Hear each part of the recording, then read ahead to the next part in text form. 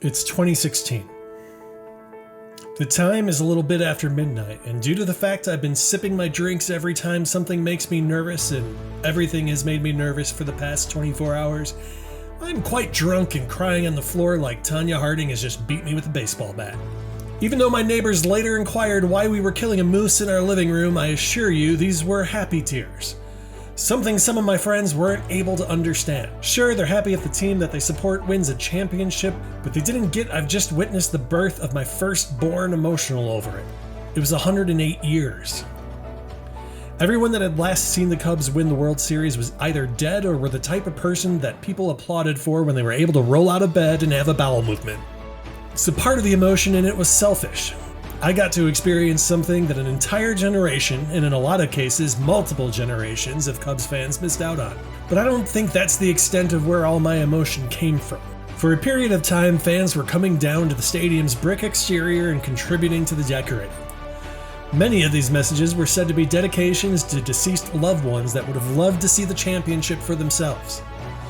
I wasn't able to make it there myself, but I certainly had a name that I would have liked to put up there. I grew up in the bleachers because, if I recall correctly, someone in the family had cheap-ish bleacher season tickets, and I spent a lot of time with both my immediate and extended family out there, including one relative that I hold very near and dear to my heart, who is unfortunately no longer with us. He was one of the first family members outside of my parents that I remember feeling like a person with, rather than some random spawn that couldn't possibly have a thought of his own. He would have loved to see the championship, and so I got emotional because baked into it all was thinking about just how happy this would have made him, or because I was sad that he missed it, or that I was overjoyed that my parents didn't have to join the millions that lived their entire lives without seeing a championship, or that I was realizing maybe that this was what immortality was. Me loving the Cubs because these relatives loved the Cubs, who potentially loved the Cubs because their relatives loved the Cubs. An idea that just propels itself forward through centuries. There's really nothing more that I can ask from the organization. The core of players are nearly all gone, but every time they come back to Wrigley, they're likely to receive standing ovations, both from me and anyone else with similar experiences. I felt the same gratitude towards Theo Epstein for masterminding the team. Even ownership seemed like it had inherited a perpetual bulletproof vest. This is all the fan base ever wanted, so what could they possibly do to shake the fan base's respect? What our promise for the next 10 years is to continue to have the best relationship with our fans of any sport in the world, any professional sports team in the world. And that starts with the Marquee Network. The Marquee Network. What do you have against the Marquee Network? Believe me, you won't be booing about that in a year.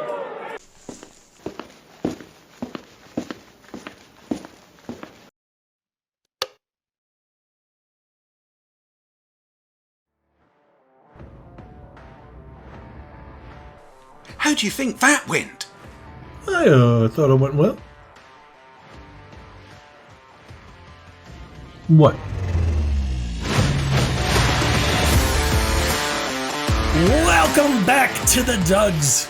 If you're new to the channel, our core content generally centers around simulating baseball tournaments between teams featuring players from throughout baseball history and bringing the highlights to you in an off-kilter and potentially slightly drunk version of SportsCenter. We use a computer game in Out of the Park Baseball to do these simulations, but we consider ourselves less of a gaming channel and more of a platform to tell a lot of baseball stories and a lot of jokes. So if that sounds interesting to you, please consider subscribing to our channel and checking out our first season in our playlist. Quick note, we'll be announcing the winners of the Out of the Park Baseball 23 contest at the end of this video, so stay tuned for that. Back to the Marquee Network. The rumblings started in 2015 when Cubs president Crane Kenny announced the broadcast plan was a-changing. Having previously split their broadcast across several channels like NBC Sports Network and WGN, Kenny announced that once the contract was up in 2019, the Cubs would be attempting to launch their own network. This one was dicey from the get-go. The fan base had grown pretty used to the old way of doing things, to the point that their victory anthem that is still to this day sung after every home win contains an homage to the WGN network.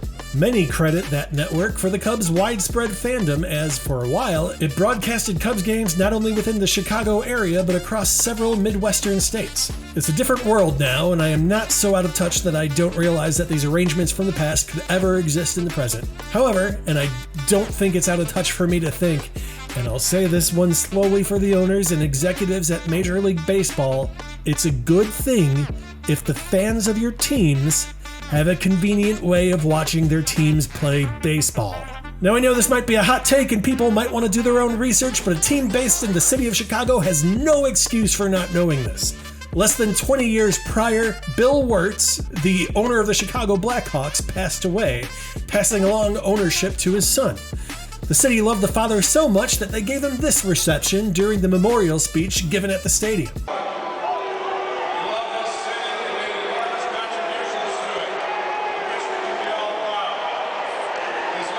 Mind you, his family was at center ice for the service.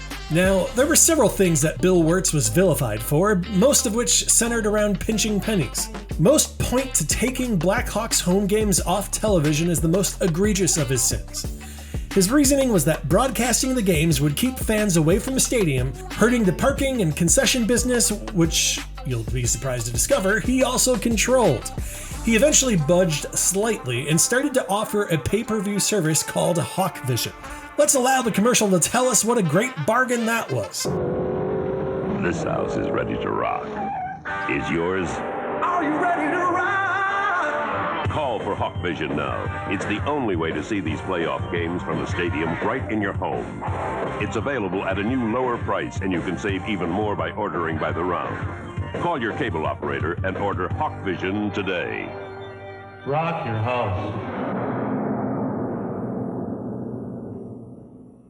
The $16 per game in 1992 is the equivalent of $32 today, and that's for a single playoff game. Hawk Vision would stick around for a couple more years, offering access to regular season home games for the low price of $30 a month, or, adjusted for inflation, about $61.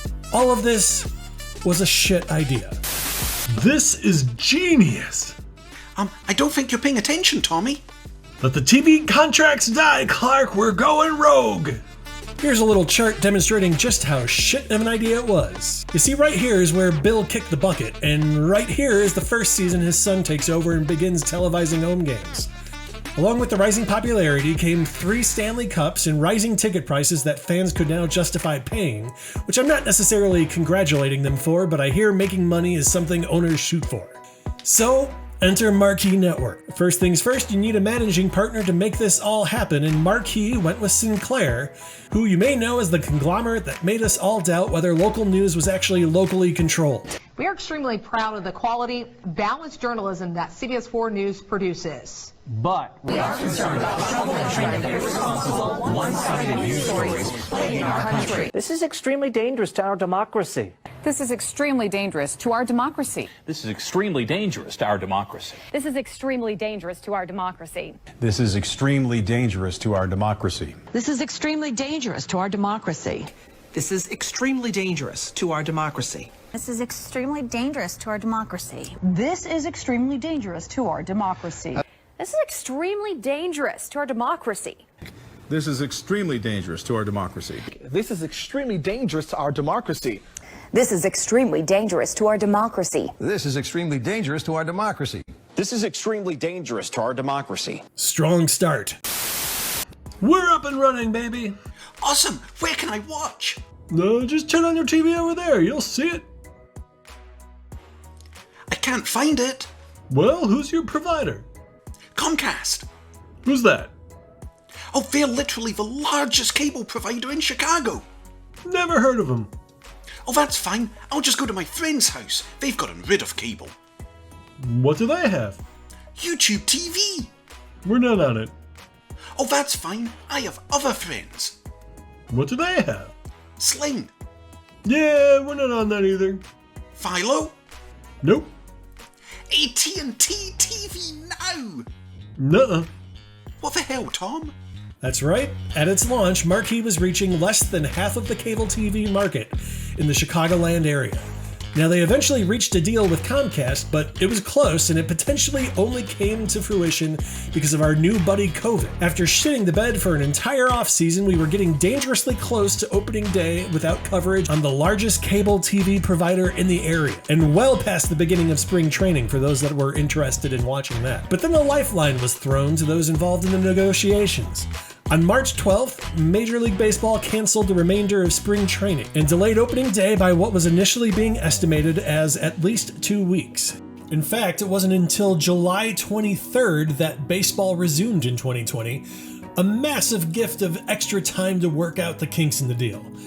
Naturally, they tabled negotiations until June, a slothly move that should surprise absolutely no one, after this past offseason when the collective bargaining agreement ran out at midnight on December 1st, and the two sides didn't speak to each other until January 13th, a delay that definitely contributed to the shortening of spring training and the initial cancellation of the first 2 series of the regular season.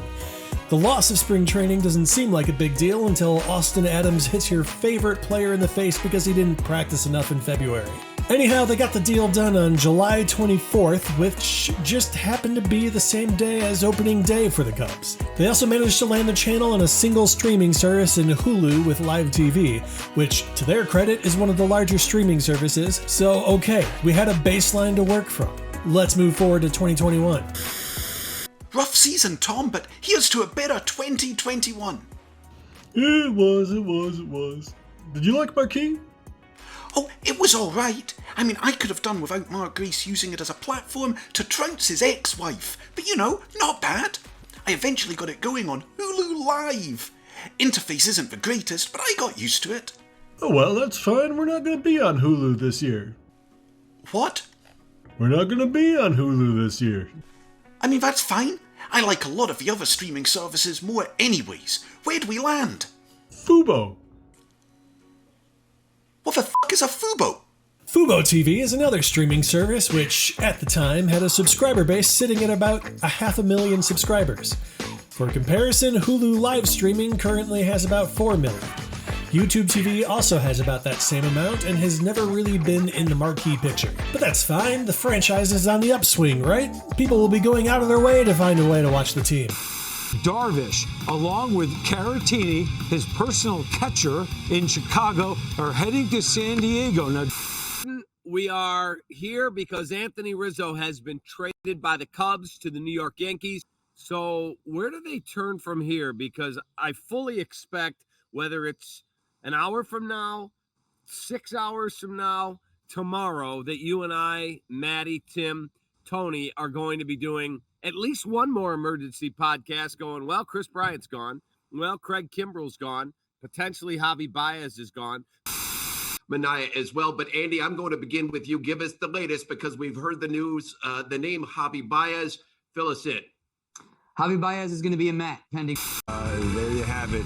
He has just been dealt to the San Francisco Giants. You see the warm embraces. Number 17, a pillar in the Cubs history. And we're going to keep you posted right here as things continue to unfold. Trade deadline day as KB wipes away the tears. An emotional day for a lot of people involved around these parts. Well, the final chapter of this channel is yet to be written. Marquee is currently pushing to become a standalone streaming service, which they're currently noodling the price point of $18 a month, according to an article by the New York Post. Now, $18 a month isn't quite the meth head aunt that was Hawk Vision, but it's certainly her sister that does a little coke every now and then. Aside from the proposed price point, Marquee also has the hurdle of Manfred to get over. You see, the MLB wants to launch their own streaming service in 2023. They've already got MLB.tv, but this service will work alongside that to bring the home market games into customers' computers, which have been blacked out on the service since 2002. I'm sure it'll be fine though. Manfred's track record shows him to be a completely reasonable negotiator. So Marquee's looking at a pretty steep uphill battle, especially taking into account that cord cutters continue to be on the rise, as are children that can more easily explain to their parents how to pirate streams versus explaining what a Fubo is. Given where we started, it's hard to imagine how we've gotten here. I don't think Cubs ownership has quite reached the level of being jeered at their own memorial, but getting booed at a fan convention 3 years removed from ending a 108-year World Series drought is nothing to sneeze at. So that's a wrap on the Marquee story, but we've got one more item of business to attend to. We are so grateful to old and new subscribers both, and I hope the winners of this contest are brought some happiness by their free OOTP 23. To be transparent, the winners selected were entirely random. We used a random number generator to select 5 winners from our list of entrants, and as long as the individual was still subscribed to the channel, winner, winner, chicken dinner. Here are your winners' handles. BlazerTaz 13, Not a Magikarp, 42 Sandman, Revan Fan, Bacon Football YT. I'll be DMing you all shortly so we can work out how to get you the game. Congratulations to all, and even though the contest is over, I hope to keep hearing from everyone in the comment sections of the videos and on Twitter. I'm always up for a chat. I'm wrapping up a few more standalone videos that you'll be seeing in the coming weeks, and we've made a ton of progress on the second season of our experimental baseball tournaments. Once again, any likes on the video or subscriptions to the channel are going to help the Dugs grow, in addition to all the benefits that they bring you, so please consider doing those things. As always, I've been Johnny Paprika, hoping all of your balls are fair and all of your wood is good. Good night, everybody.